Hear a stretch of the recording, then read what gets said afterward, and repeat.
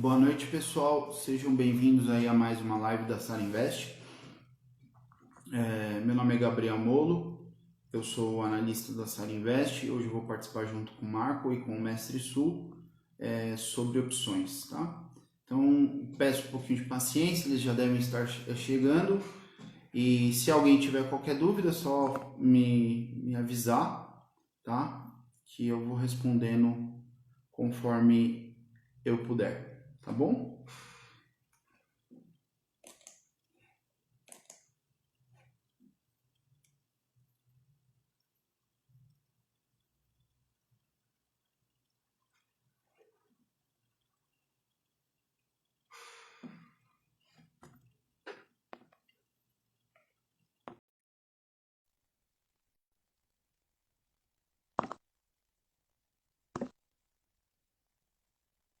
Opa, tudo jóia aí? Opa, mestre Su, tudo bem com o senhor? Tudo bem, senhor não, você. Prazer, meu nome é Gabriel, acho que nós nunca conversamos, mas eu sou um fã seu, tá? Acompanho Obrigado. o seu canal, gosto muito das travas que você faz e que você ensina. Você tem um conhecimento muito grande de opções e eu admiro muito isso. Obrigado. Estou esperando o Marco chegar para a gente poder conversar, Sim, tá? sim. Se você que manda, se você já quiser falar sobre algum assunto, Não, você que não, manda, você pode falar o que você quiser e aí a gente vai conversando, batendo um papo é, sobre. eu acho que em relação a isso, a gente pode deixar o assunto mais para frente, mas uma coisa que eu gostaria que o pessoal fizesse, né, quem quer operar opções, né, nós temos aqui um universo em transformação, né? Nós temos um universo em transformação, o mundo está se transformando e todas as teorias que tem sobre opções, todas elas têm a sua, vamos dizer, tem a sua parcela, né, que condiz com a realidade, né? E tem uma grande parcela que não, e que a gente só vai aprender justamente quando nós aprendemos a observar, né? Muita gente, quando vai falar de opções, já vem com aquelas teorias. Não, você tem que fazer isso, porque fazer isso. De uma certa forma, isso funcionava no passado. Hoje, como você tem uns fenômenos que antigamente não existia, né? Então, por exemplo, geralmente, né, quando eles falam de volatilidade implícita, existia realmente uma distribuição em termos de volatilidade, mais, vamos dizer, não é linear, mas uma distribuição assim mais previsível de volatilidade. Então, por Uhum. exemplo, vamos pegar um exemplo, Petrobras. Petrobras está a 29 pilas, né? Então vai lá. A opção do 29 tem uma vol, sei lá, de 35%, né? Aí a do 40, do 30, que é um pouquinho acima, já é 36, 36,5. Do 40, do 31 já é 37,5. Então o que acontece?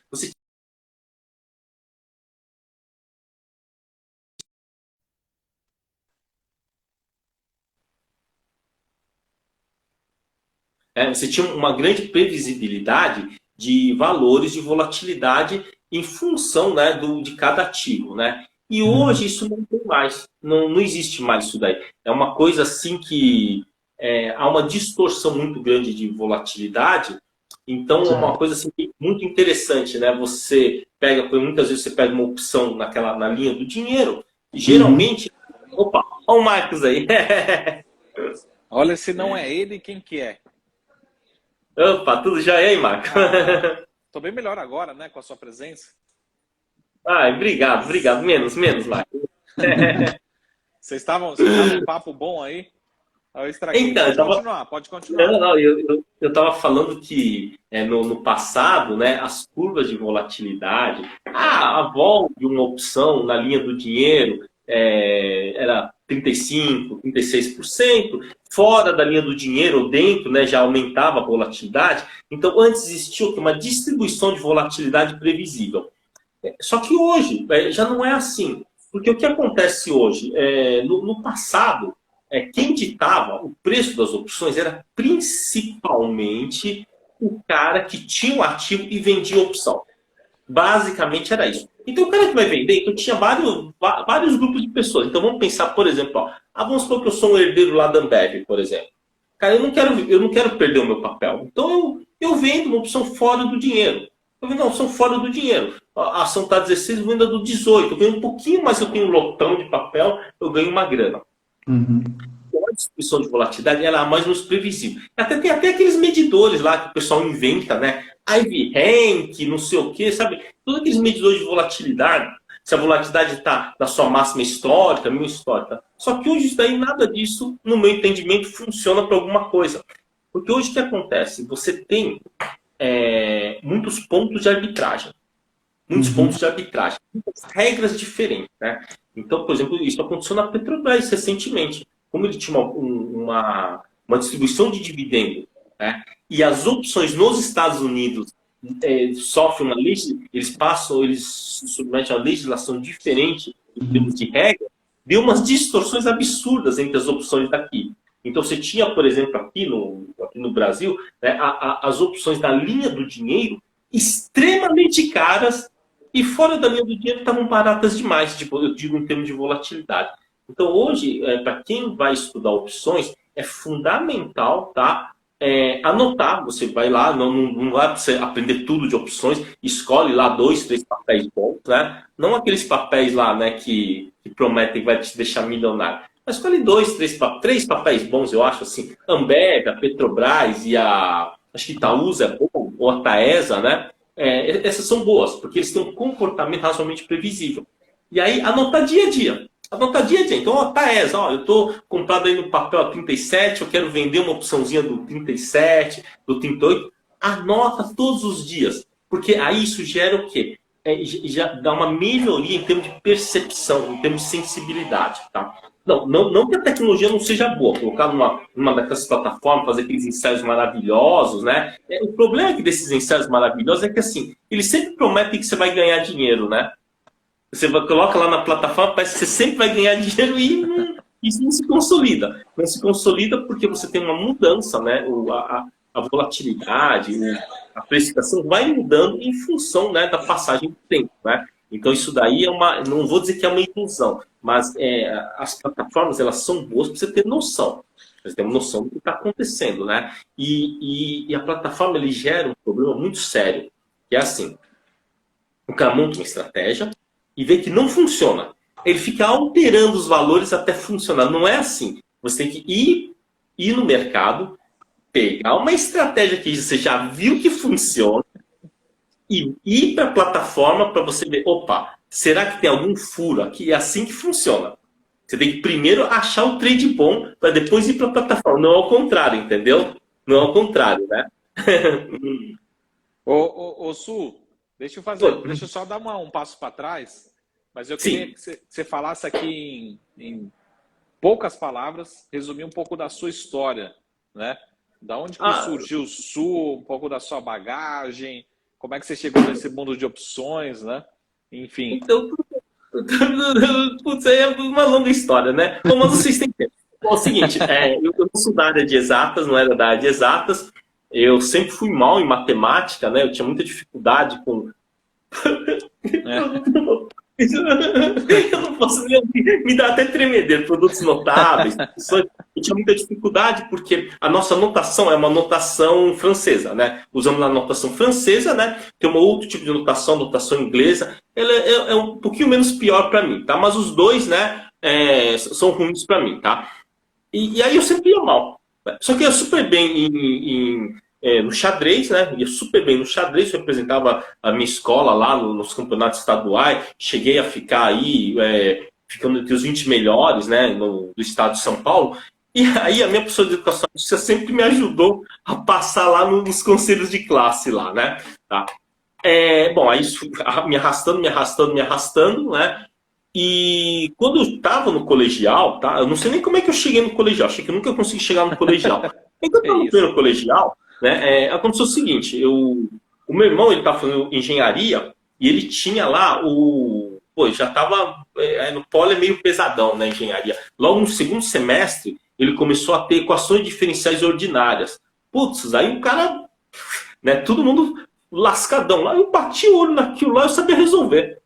Aí, meu irmão, não, como que você sabe resolver isso? Não, olha, isso daqui é assim, assim, assim, assado, dessa figura aqui. meu irmão, achei impressionante, né? Ele não tentou saber o porquê disso, né? Pô, me ajuda a resolver aqui, né? Até eu dava aula para os amigos dentro da poli, de equações diferenciais. E aí depois, tipo, você vai passando, né? Tava no colegial, aí tiveram que me estudar, né? Tiveram que me estudar. O que rola com esse cara, né? E aí foram fazendo testes comigo e descobriram o seguinte, que a minha mente raciocinava em notação polonesa. É por isso que eu não entendia a álgebra francesa, né? Não, aí, tipo, passei por uns tratamentos, né? Uns tratamentos, tipo, assim, neurológicos, assim, de exercícios mentais e tal, e aí eu conseguiram me consertar lá, né? Conseguiram me consertar. Mas eu sempre fui mal nessa matemática francesa, mas na romana tudo bem, tá? Com o número romano não tinha problema nenhum. Fazia qualquer operação com o número romano sem problema. Mas com o número indo-arábico e com a álgebra, eu tinha muita dificuldade. E aí, depois disso daí, depois que me deram uma consertada lá no final do primeiro colegial, aí a vida fluiu mais tranquilo, mas eu também nunca fui um expert em matemática, né? Eu era muito bom em aritmética e cálculo mental, mas a matemática em si era muito ruim, né? Eu não sabia fazer demonstração, inclusive quando caía demonstração em prova, eu não sabia nem de que lado que era a prova, não conseguia fazer demonstração, porque a demonstração ela tem o quê? Exige o quê? A escrita exige o quê? A notação francesa, né? Bom, mas enfim, daí a vida foi me levando, né? Eu estava na área de bioquímica, e eu tinha lá uns transtornos obsessivos, né? Aí tive uns problemas lá onde eu trabalhava, assim, era para chefiar lá assumir o comando lá de uma pesquisa lá, e eu era muito novo, aí eu não me dei muito bem, acabei tendo uns problemas, acabei saindo, aí trabalhei um tempo na Arthur Andersen, e aí eu trabalhava na área de modelagem do tempo, né? E teve um belo dia que aconteceu o seguinte, havia uma questão que era um grande desafio para a época, né? Veja bem, a época é 1990, né? Então, veja bem, ainda não tinha esses Excel maravilhosos, internet não era para todo mundo, enfim, era 1990. Aí aconteceu o seguinte, tinha uma indústria química que precisava, era uma indústria química brasileira e tinha uma indústria química americana que queria comprar essa indústria. Só que tinha um problema aí na compra dessa indústria. Imagina só, o cara vai comprar sua indústria que você para de investir nela. Eu vou vender ela mesmo, vou parar de investir. Só que a matriz americana não queria isso, queria que eles continuassem investindo, crescendo, só que eles só queriam comprar a indústria dali a 2 anos. Então eles tinham que estudar um preço, um valor que eles tinham que dar de entrada para que não compensasse para a indústria brasileira parar de investir, parar de crescer. E que também desse uma boa oportunidade, né, da indústria americana continuar investindo nele, com repasse de tecnologia. Então existia lá um delay de tempo de 2 anos, né, e tinha que acertar um valor para isso. Assim, cara, mas eu posso desistir, eu te dou um valor para você continuar investindo, mas eu posso desistir do negócio, né? E eu vou te repassando tecnologia. Então era um negócio bem complexo e na época, não é que ninguém não sabia fazer isso. Existiam as empresas de seguros que faziam essa precificação. Só que a empresa americana ela não queria uma empresa de seguro, queria alguém que fizesse um cálculo, né, de fluxo de caixa e oportunidades para dizer assim, quanto que ele tinha que dar, né, de pagar, né, para poder segurar o negócio. Só que tinham muitas empresas interessadas e era o quê? Uma concorrência, né, de carta convite. Né, daquelas que abre a carta, né, você faz a proposta. E aí essa empresa americana contratou, né, Arthur Andersen, e a Arthur Andersen falou, ó, você vai fazer o trabalho, você faz os cálculos de tempo aí. E aí eu fiz os cálculos lá e cheguei no valor. Olha, você tem que pagar isso, se você der esse lance, você tem 85% de chance de ganhar o lance, tá? De você ficar com opção de compra. E era justamente o conceito de opção de compra. Era um conceito de opção de compra, só que não era muito difundido, porque, só para voltar na história, né, só em 1995 que o modelo de Black-Scholes foi consagrado como um modelo universal para precificação. Aí eu fiz, né, o negócio e essa empresa ele ganhou a concorrência e ele só teve um ágio de 7% sobre o segundo colocado. Nesses negócios, até 40% de ágio é considerado um bom negócio. Tá? Eu consegui fazer o cálculo com apenas 7% de ágio. Né? e eu fiquei bastante, né, dentro dos meios industriais, fiquei bastante conhecido, tá? Bastante conhecido, principalmente por ser o chamava até de homem do tempo, né? O cara que sabia calcular o preço do tempo no negócio, tá? E aí eu achava que eu ia ter uma baita carreira lá nos Estados Unidos, iam me mandar lá, iam me convidar para trabalhar, né? E aí, quando eu cheguei, eu voltei lá para a empresa, depois que ganhou a concorrência, ficou super feliz. Depois de uns 10 dias, o meu chefe chegou para mim e falou: olha, queria conversar com você. Você é um cara brilhante, resolveu um grande desafio, por isso estamos te dando a conta. O quê? Não, porque aí, bom, fiquei desesperado lá, né? Eu tenho um transtorno de ficar desempregado, ficar sem comida. Falei, não, chefe, não, você pode me estender no meu salário, não me manda embora. Ele falou, não é isso, calma. É que eu acho que o que você tinha que fazer aqui, você já fez. Você já precificou, já fez as planilhas de precificação de juros futuros, degradação do tempo. A gente quer te dar a oportunidade de você sair e fazer uma coisa melhor. Mas eu era bem novo, né, na época, né? Fiquei meio desesperado lá. Aí ele me acalmou lá. A moça do RH conversou comigo, falou, não, na verdade é o seguinte, você vai sair daqui, a gente vai te pagar todos os bônus, e outra coisa, dos 6 clientes que você atende, 3 querem continuar com você. Então você vai continuar, esses 3 clientes são seus, né? Eu falei, mas como assim? Falei, não se preocupe, eu sei que você não gosta de negociar. O RH já negociou com eles, você vai ganhar aí quase 2 vezes o que você ganha aqui, porque os 3 clientes se propõem a te pagar uma grana mensal para te manter, né? E você fica à disposição deles para resolver os problemas lá da indústria. Ai, ufa, né? Tá bom. Aí eu saí, eu fiquei trabalhando como consultor, né, dessas 3 indústrias, e aí depois eu peguei mais uma indústria, e aí a vida vai levando, a vida vai levando, e estava vindo a era dos computadores, e eu não sabia programar. Nunca tive muito interesse, né? Sabia programar aqueles modelos antigos COBOL, ou então naquela linha TRS do computador, alguma coisinha eu sabia. E aí foi que eu comecei a ver que tinha algumas falhas, não, alguns padrões de convergência entre determinados tipos de commodities. E aí eu acabei indo trabalhar lá no Banco Boa Vista. Foi aí que eu comecei a carreira no mercado financeiro. Na ocasião eu tinha 27 anos na época. Aí foi em 95. Só que eu entrei como analista de risco, eu não era estrategista. Eu era analista de risco, eu fazia parte de risco. E na época a parte de risco era assim, muito precária, né? Na verdade sempre foi, né?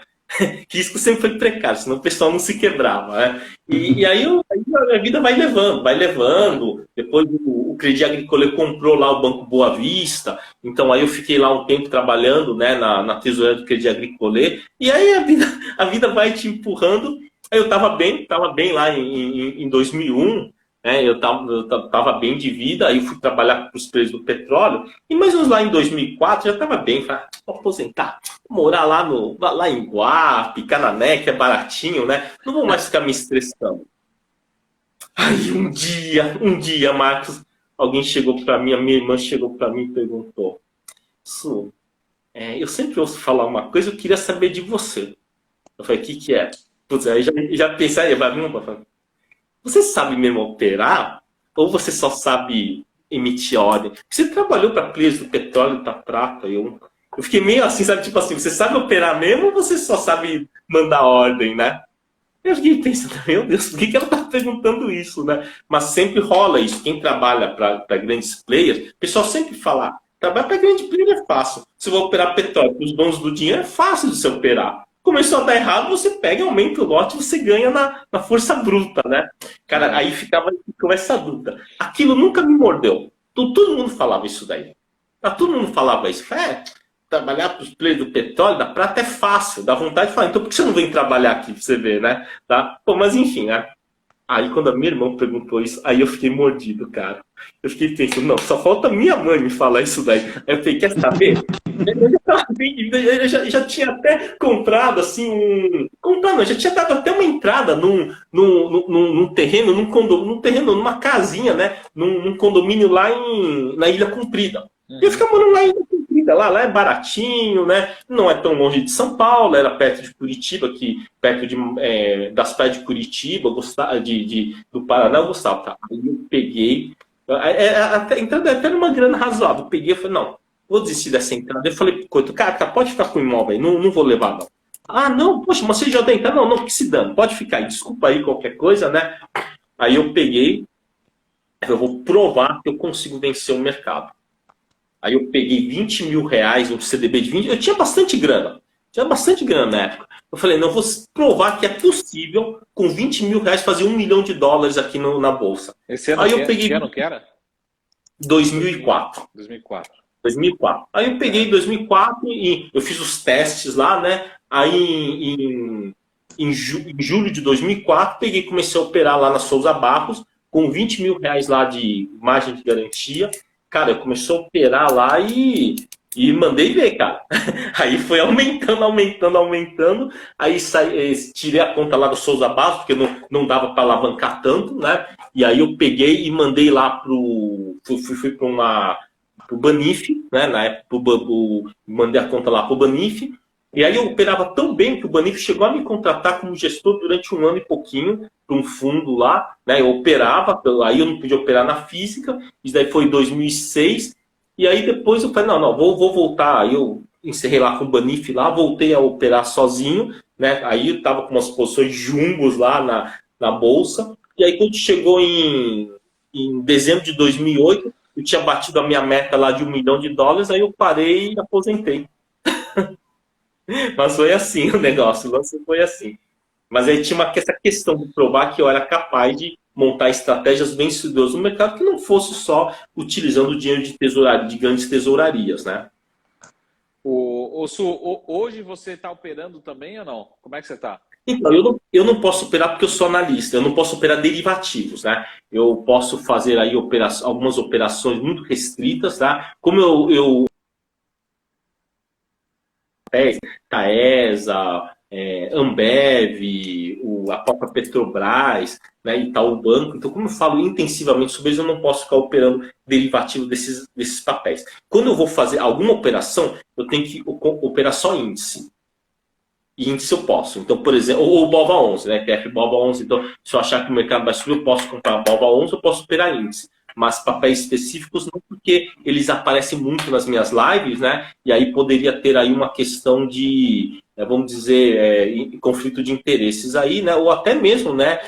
O que muitos influencers fazem, que é justamente até a manipulação, né?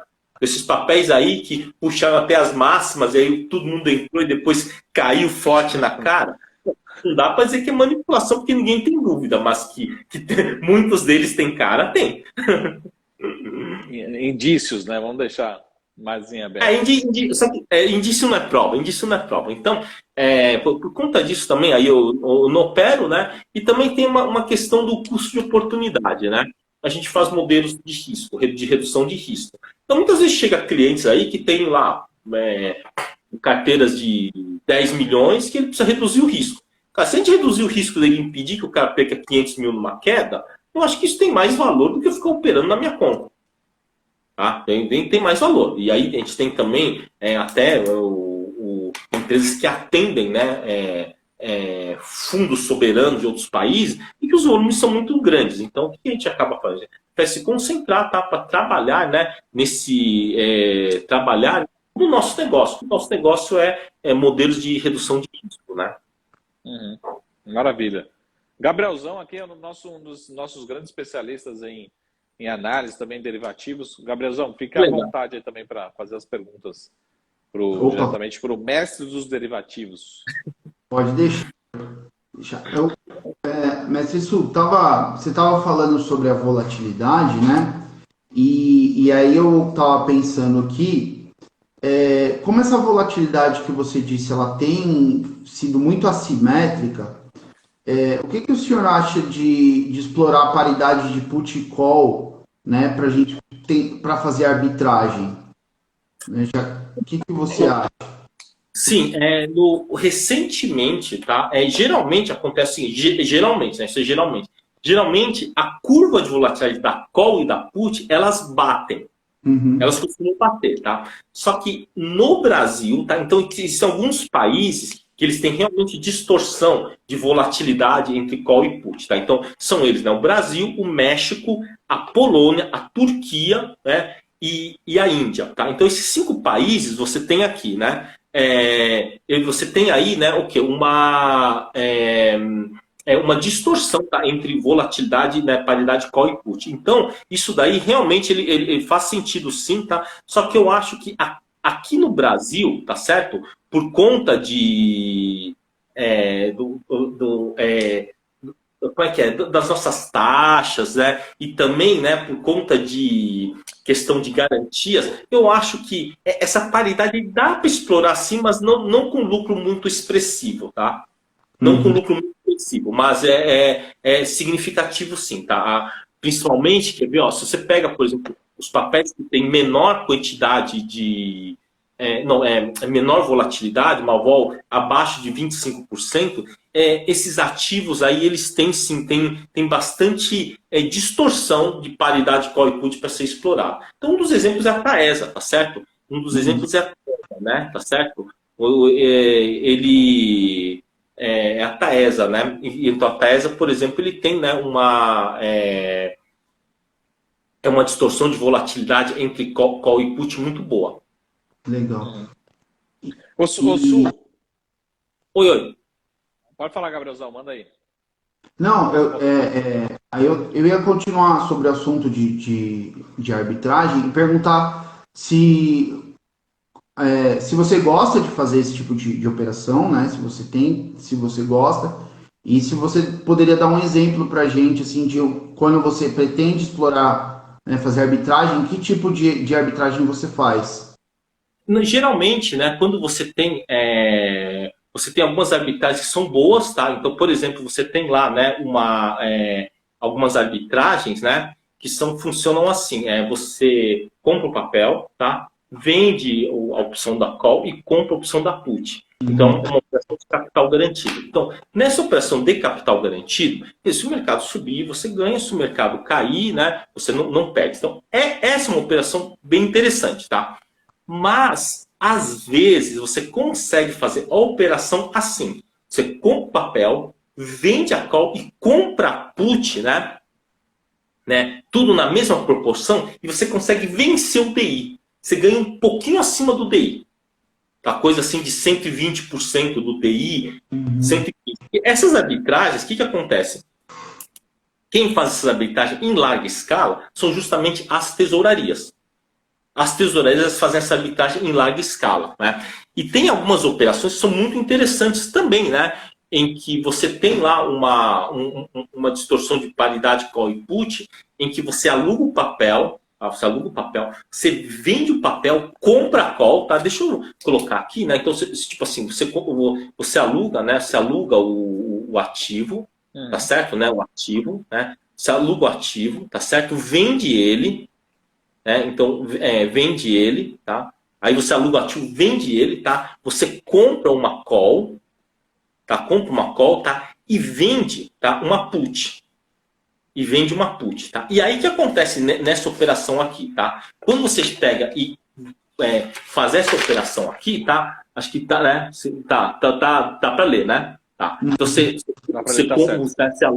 Tá certinho, né? Porque eu tive que escrever espelhado, né? Você aluga o papel, você vende, então entra grana. Então, como entra essa grana, e aí geralmente você faz com 2 anos, só que essa grana, tá? Essa grana, né? Você acaba acontecendo o seguinte: você acaba conseguindo, né?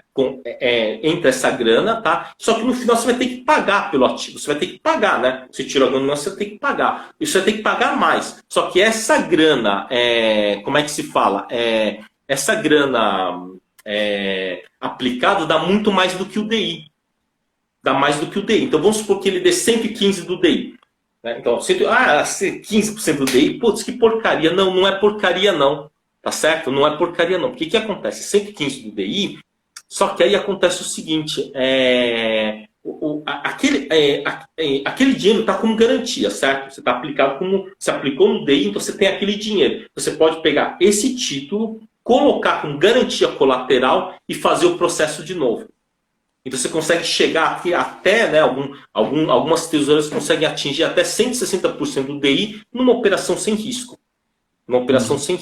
Tá? Então, mas só que são coisas assim que são difíceis. Assim. Eu particularmente não faço isso porque, primeiro que pessoa física geralmente não aceita garantia colateral. Tá? Então, se eu falar assim, então, vamos supor, eu fiz essa operação, aluguei o papel, vendi o papel, né, comprei a call e vendi a put. Então, eu estou com o dinheirão na mão, aplico numa LFT, tá? Só que geralmente a corretora fala, opa, você já fez essa operação com opção, então ele não vai me chamar, por exemplo, rigorosamente, ele me chamaria mais ou menos em torno de 20% de margem. Tá? 20% sobre o todo. Então, eu poderia alavancar 5 vezes, né? Mas não é isso que acontece na prática. Se eu fizer isso, na primeira virada de enfiar uma garantia colateral, a corretora já vai me bloquear. Então, eu conseguiria talvez ganhar 130% do DI, mas com um trabalho assim, hercúleo. Tá? Então, para mim, não valeria a pena. Agora, para quem é instituição e não paga, por exemplo, ou então tem um desconto muito grande em monumento, né? Um fundo, acho que até valeria a pena sim, tá? Até valeria a pena explorar isso daí. E é engraçado, né? Que é renda fixa isso, né? Não tem risco. É só você levar para o final, deixar exercer, executar. Então, eu acho que no mercado você tem muitas oportunidades, sim, tá? Tem muitas oportunidades, assim, para quem faz conta, quem aproveita, né, a oscilação do mercado. Uhum. Ô, Su, uma pergunta mais subjetiva. Por que você resolveu dar aula de opções, né? E segundo, você não fica com aquela sensação de que, pelo menos assim, tem muita gente que fala que fez um curso aqui, YZ e tal, e aí, a hora que vai aplicar mesmo, você fala assim, pô, mas será que realmente entendeu o processo, entendeu a aula, enfim, você não fica com aquela sensação assim de, pelo menos você às vezes recebe aluno que já fez um curso lá e fala, pô, mas será que realmente está entendendo do assunto? Porque eu tenho um pouco essa percepção, né? Tem muita gente que faz curso por aí de opções e na prática não está conseguindo entender o Então, movimento, é que eu acho que a gente tem uma escola, tá? Isso daí não é um problema das opções, no meu entendimento, tá? Eu acho que é um problema de conceito epistemológico, tá? Então, o que acontece? Nós temos um conceito epistemológico, principalmente voltado ao que nós chamamos de racionalismo cartesiano. Então, o cara tem que ter demonstração, tem que saber fazer a demonstração. Então, tem toda uma teoria, né, que tem uma linearidade de raciocínio, tá? Quando você vai pensar em outras linhas de pensamento, né? Você pega, por exemplo, a Rússia do século XVIII, por exemplo. A Rússia do século XVIII. A Rússia sempre foi grande, não é de agora que ela é grande. Como você achou que czar lá controlava lá como é que recolhia os impostos? Então, cara, ele não tinha estudo para dizer quanto que tinha que recolher de imposto. O que ele fazia? Arbitrava lá um valor, falava, você que está aqui nessa região aqui de Kazan, as terras são mais férteis, eu vou te cobrar imposto sobre, sei lá, do trigo, sobre 2 toneladas por hectare, por exemplo.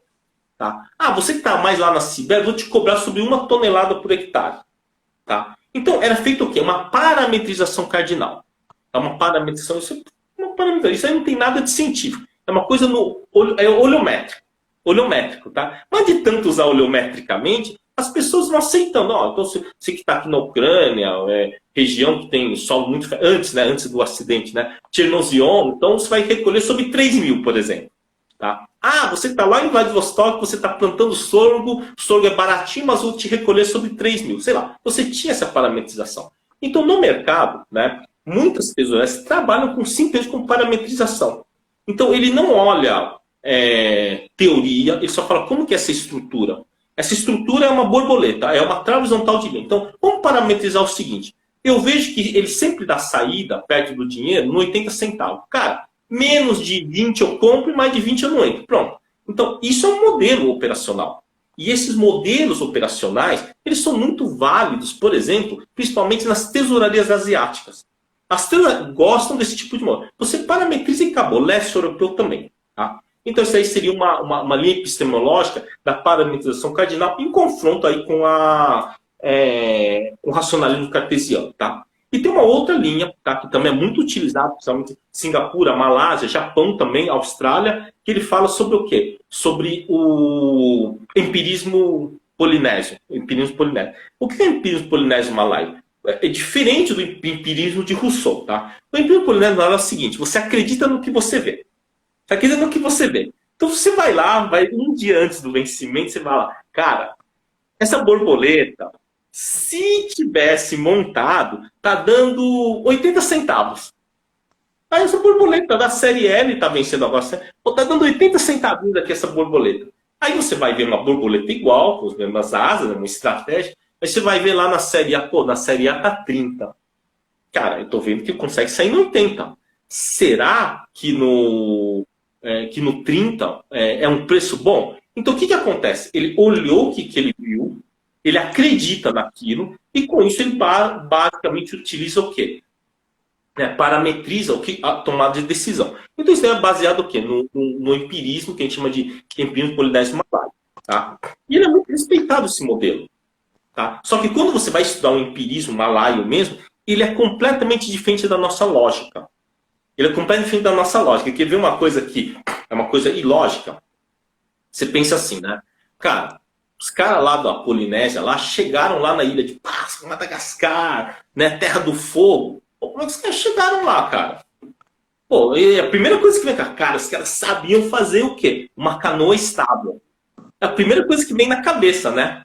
Cara, é impossível ser uma canoa estável, porque é impossível você passar o oceano sem a sua canoa virar. E se ela for muito estável, quando ela virar, vai ser muito difícil de você desvirar, porque ela é muito estável. Então, então a gente faz uma canoa hidrodinâmica.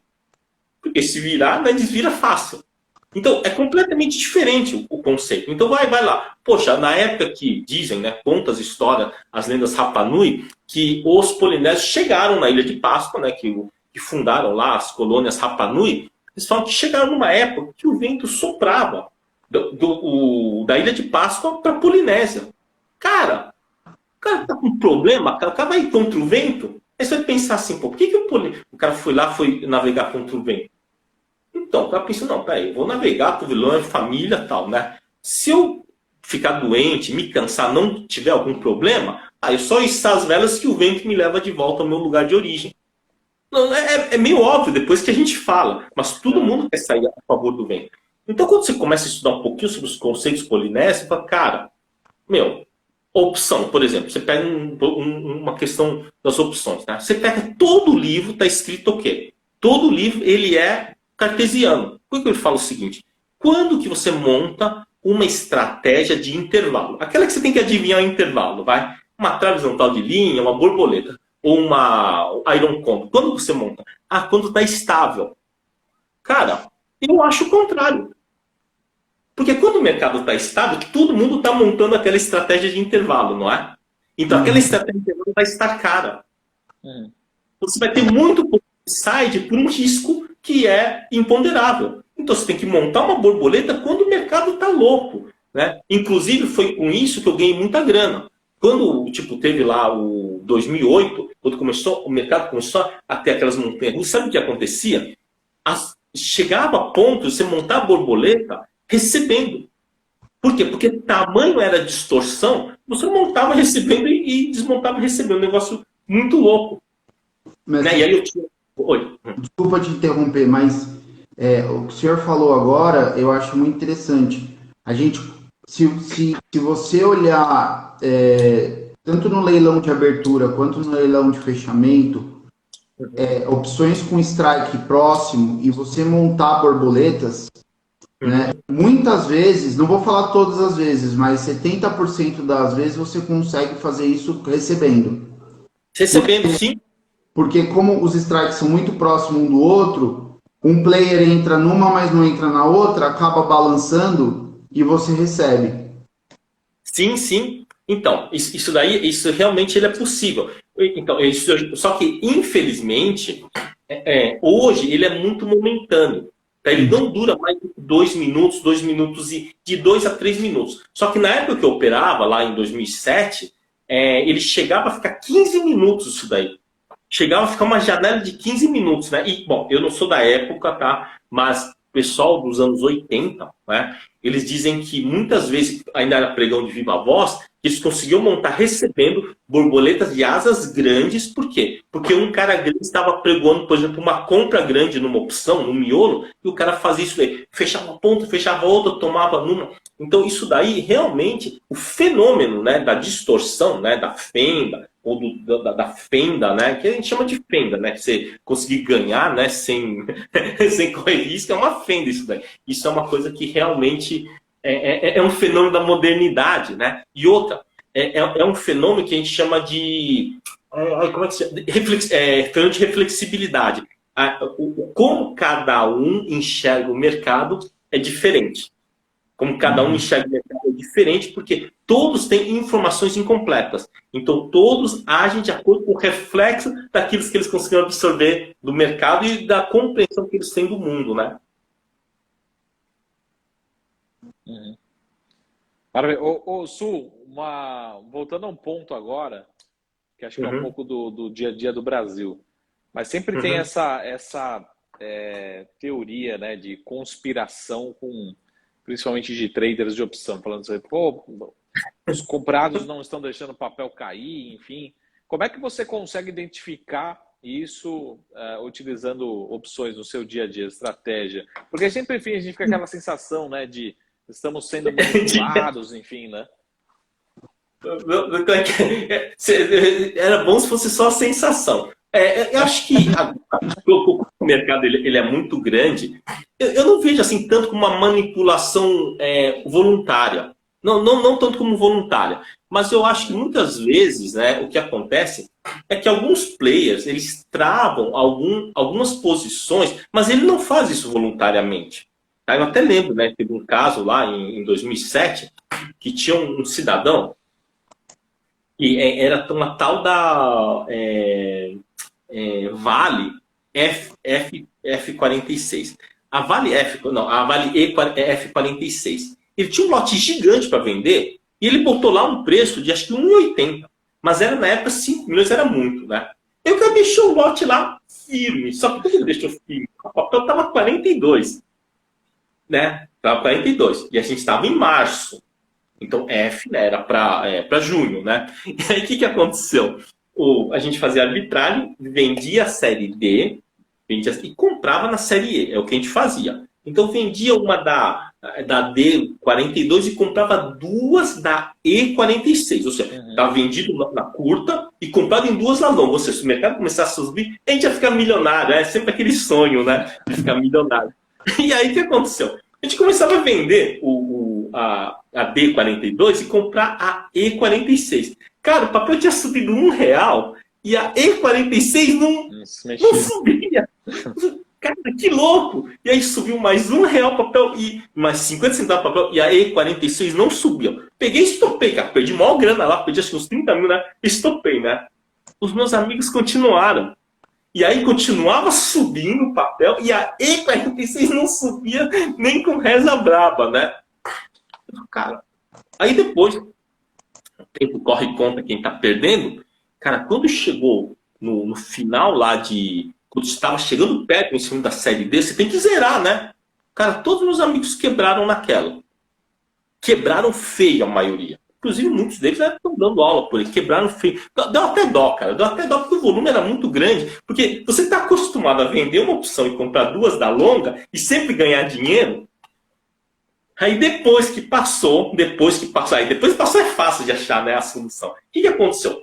Esse player que estava vendendo essa F46, ele deixou o preço fixo até sair todo o lote. E quando terminou o vencimento da série, veja bem, da série D, não tinha terminado o lote dele ainda. Então, olha só, o cara deixou vendendo a 1,80. Existe uma equação de equivalência entre F46 e a E46. A F46 tinha que ser mais ou menos 70 centavos mais caros que a E46, tá certo? A F tinha que ser uns 70 centavos mais caro. E o mercado foi indo, o que aconteceu? O cara não tirava o lote dele, tá? E o resto do mercado, começando a observar isso, começava a tomar F e bater na E. Então a E não subia nem com reza braba. E aí os caras quebraram. O pessoal que eu conheço, infelizmente, se quebrou, né? Insistiu. Eu sou o seguinte, cara, eu falo assim, mas como é que você escapou dela? Então, o empirismo nos ensina o seguinte: quando o vento muda, você para de navegar. Isso a gente aprende. Tá? Então, o que aconteceu? Eu sempre aprendi aqui, quando o mercado subiu mais ou menos 70, 80 centavos, a operação já dava lucro. Subiu 70, 80, não deu lucro. Subiu mais 20 centavos, não deu lucro, tá errado. Deixa eu estopar isso antes que eu quero. Tá? E o pessoal continuou e aumentou, óbvio, né, que o cara aumentou o lote, né? Se quebraram, infelizmente. Então, a gente corre risco disso daí, mas isso não é uma manipulação voluntária. Não é voluntário. Isso aí é decorrente o quê? De estratégias de cada um. Né? Agora, realmente, às vezes, a gente acha que pode ter alguma manipulação, mas hoje tem o seguinte, quem tiver aí, vai na internet, procura o site Jumba, Jumba de jumbo mesmo, né? De jumbar mesmo, jumba.com.br, que hoje ele já te mostra todo o mapa de opções. Sabe quantas pessoas estão vendidas numa, quantas pessoas estão compradas em outra. Muito bem. O Su, eu queria só jogar um fogo no parquinho aqui. De repente, se ninguém derrubar a gente continua. Mas uma coisa que mudou muito, né, de 2, 3 anos para cá, foram essas operações estruturadas aí nas corretoras, né, para a pessoa física, né? A gente sabe que é legal, é bacana, assim, dá acesso a muita operação para as pessoas físicas, mas o cliente deixa muita grana na mesa, né? Deixa muito dinheiro. E eu queria que você falasse, enfim, fala a real aqui para a gente. Não, sim, das operações estruturadas, né, das COIs, né?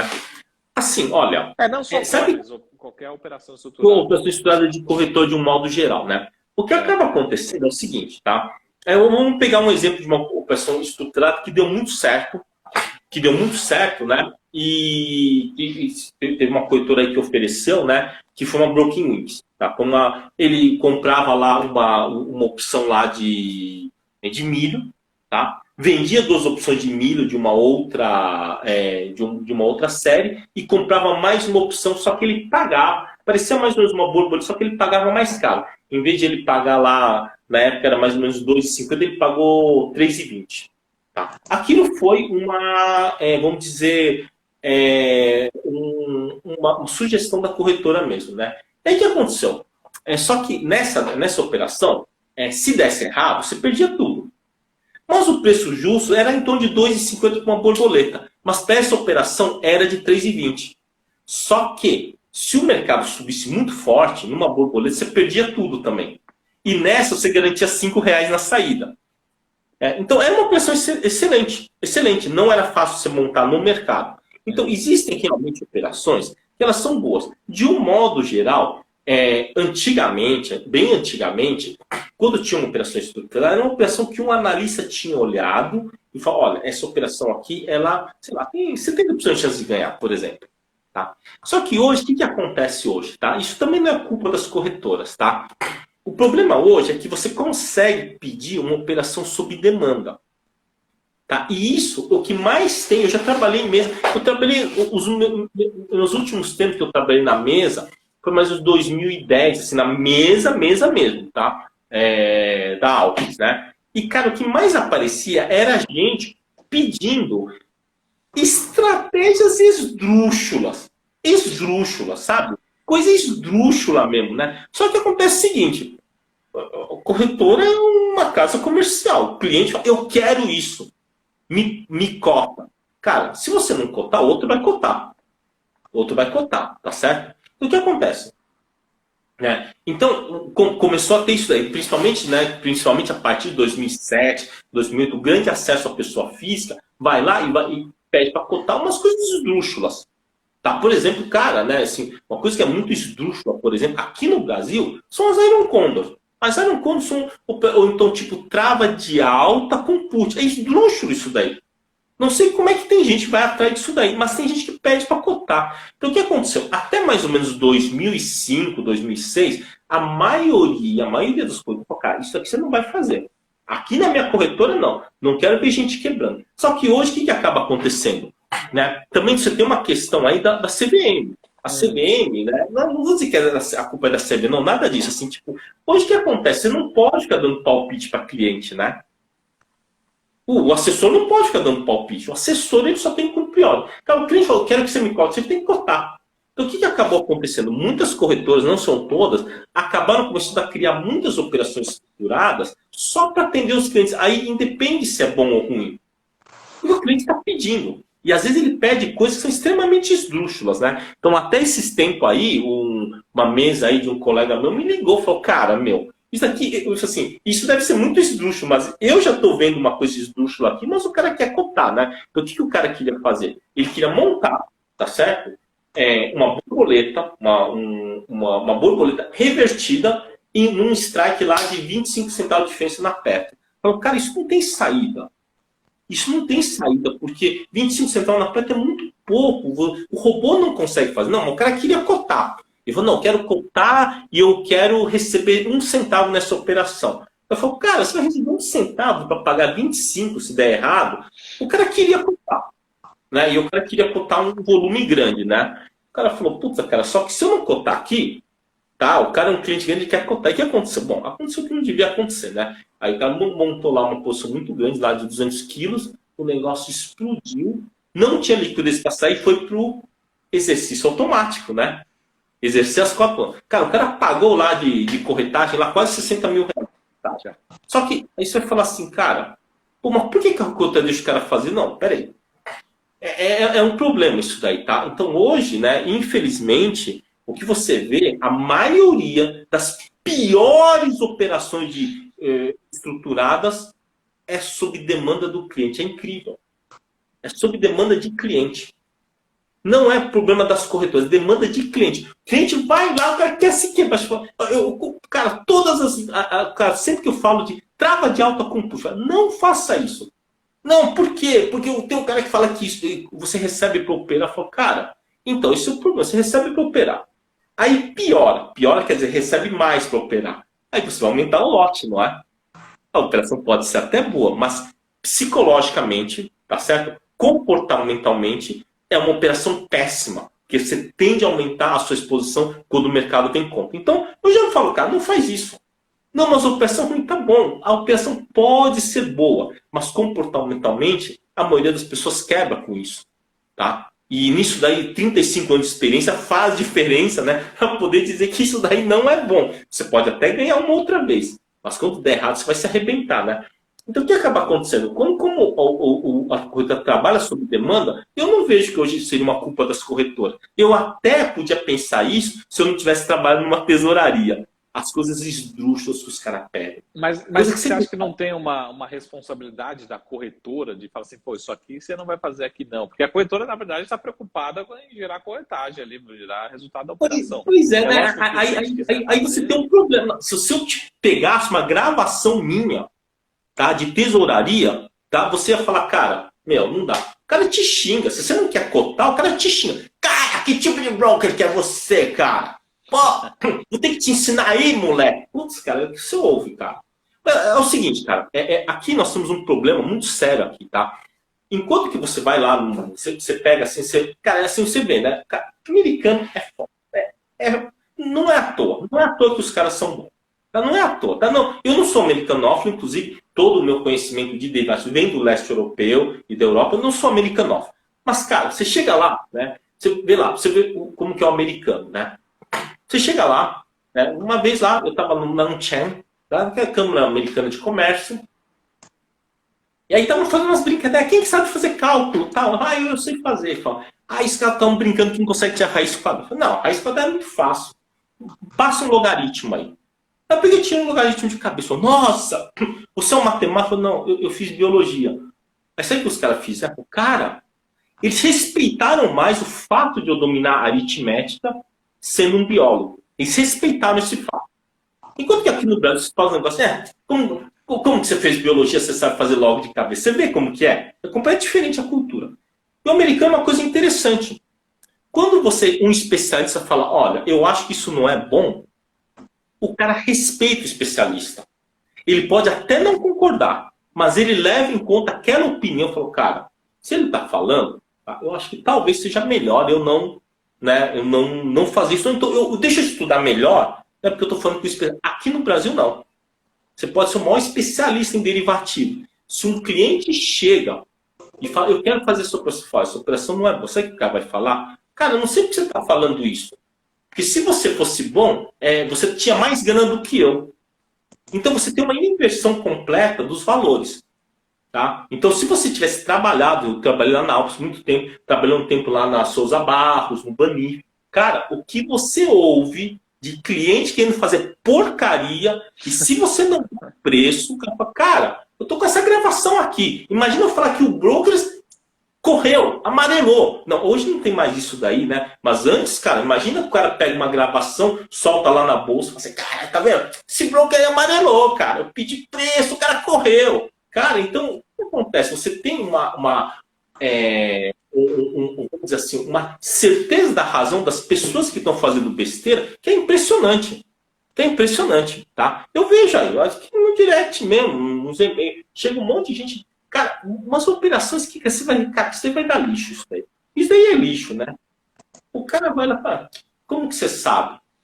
Você sabe prever o futuro? Por que você está dando aulinha aí, cobrando 100 por mês para dar aula no YouTube? Cara, é assim que você é tratado. Então eu acho que nesse caso, eu falo assim, cara, cada um, eu falo assim, um país é livre. Você tem o estragar, quebrar, se quebrar, estragar a própria vida é um direito inalienável do ser humano. Tá? Assim, é inalienável. Então eu penso o seguinte, quando a gente estava lá na Alpes, tá, a gente falava, olha, isso aqui não é bom, tal. Porque a gente até mandava um e-mail falando, olha, cara, essa operação tem esse nível de risco, mas eu quero fazer assim, não. Beleza, faz, acabou, né? Você vai fazer o quê, cara? Fazer o quê? Então, infelizmente, é o que a gente ouve, tá? Eu que trabalho mais com tesouraria, o que eu mais vejo é isso daí. É o cara fazendo besteira, tá? Eu lembro lá, lembro quando a CSN estava 55, os caras querendo vender put de 50 do CSN. Falaram, não, mas a volta tá boa. Falaram, não, o papel subiu 700%. Não, mas tô vendo aqui que a vol de 80% tô fazendo um bom negócio. Quer dizer, o cara já tem a certeza da razão. Então, quando o cara tem a certeza da razão, não adianta. Então, nesse ponto, categoricamente, eu tiro todas as corretoras, tá, da culpabilidade desse tipo de operação, cara. Porque é o cliente que procura. É o cliente que procura. Faça a sua pergunta final também, que a gente também já está abusando do horário do Sul aqui. Não, que isso, mano. Depois a gente manda outra. Obrigado pela oportunidade de bater o papo aí. Eu acho que o senhor tocou um ponto muito importante, assim, que são as operações ruins, né, que as pessoas físicas vão fazendo por não terem experiência, né, estão aprendendo com opção, e elas vão fazendo e vão quebrando a cara, né.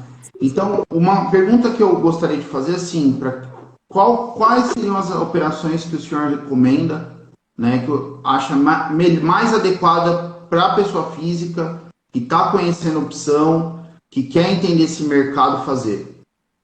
Então, eu acho que uma das coisas que ele pode fazer, eu acho que tem aí, no caso, 3 operações que são muito básicas, que são acho, muito legais, tá? E a venda coberta, mas a venda coberta tipo na Ambev, na Itaúsa, na Taesa, tá? Ou na Petrobras, tá? Uma venda coberta, tá? Outros papéis, tá? Olha, tem um monte de papel, tá? O problema é assim, tá? Tem papel ruim na nossa bolsa. Não, tem papel péssimo na nossa bolsa, que se lançar esses papéis lá na bolsa do Japão, da Alemanha, nunca chegaria, não passaria no IPO. Tá? Infelizmente, temos papéis assim na nossa bolsa. Muito ruins mesmo, tá? Que não conseguem agregar valor. Então, esses daí, acho que não adianta você fazer venda coberta. Não adianta você fazer. Venda coberta é aquele papel que você quer ficar na sua carteira. Pega uma Taesa, um Itaú Banco, Bradesco, uma Sambionze, Sanepar, tá? Comgás, isso acho que faz sentido. Tá? Eu acho que você tem que ir para uma venda coberta, mas pega papéis pequenos, tipo Ambev, né? Tem um ticket pequeno, tá?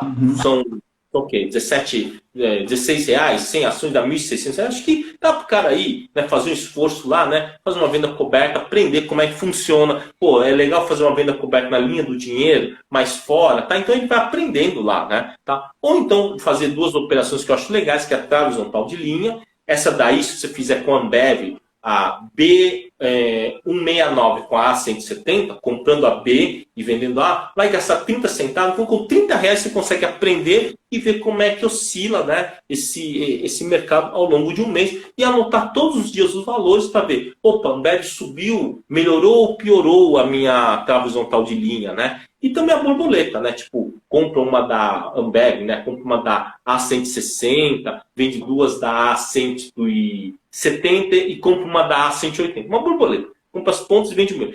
E aí, faz com 100, vai custar aí 20 centavos, vai custar R$ 20 a operação. E você anota todos os dias e você vai aprendendo, tá? E assim, o que eu falo assim, evitem fazer todas as operações que você não tem risco e que você vai ficar milionário, esquece todas essas daí.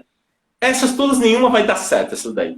Tá? Porque se você não tem risco, né? Se você não tem risco, provavelmente o cara já teria o PIB mundial. Porque se eu não tenho risco, eu monto, alavanco imensamente, eu tenho o PIB mundial daqui a pouco. Tá? Então, assim, todos esses caras que falam que não tem risco e que é fácil, eles estão mentindo. Tá? O melhor jeito de você aprender é observando, tá? Anotando dia a dia. Tá? Esse processo vai te demorar.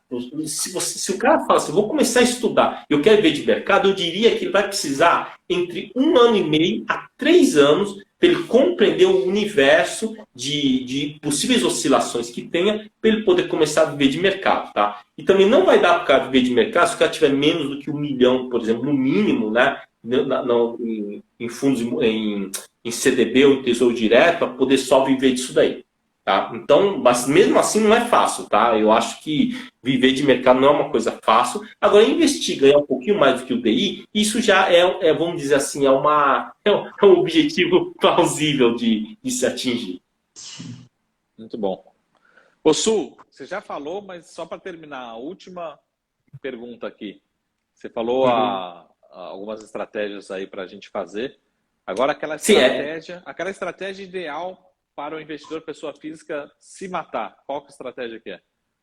Nossa, mãe, só são duas.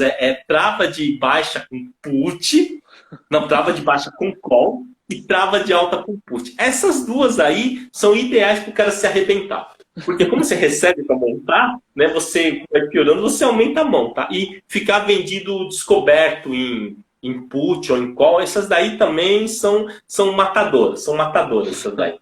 Sempre, um dia ele sempre vai quebrar isso daí, é quase certeza. Muito bom.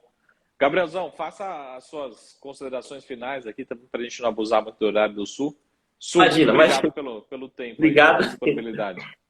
Eu queria agradecer, mestre Su, um prazer te conhecer, né? Eu já acompanhava o seu canal, gosto muito das suas operações, então eu fico muito feliz aí de conhecer você pessoalmente. Pessoalmente não, né?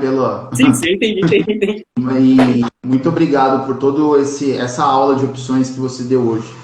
Imagina, obrigado. Tá aí, obrigado aí, pessoal que está assistindo, tá? Legal aí ter uma audiência aí, né? Uma audiência boa, né? Muito boa aí para uma terça-feira à noite, né? A maioria do pessoal ainda está trabalhando aí, tá? Mas muito obrigado aí, gente. E, cara, a gente marca outro dia aí, cara. Vamos sim, vamos marcar mais vezes. Lembra de seguir o Sara Invest, Mestre Su, me seguir, segue todo mundo aí, dá um like, né?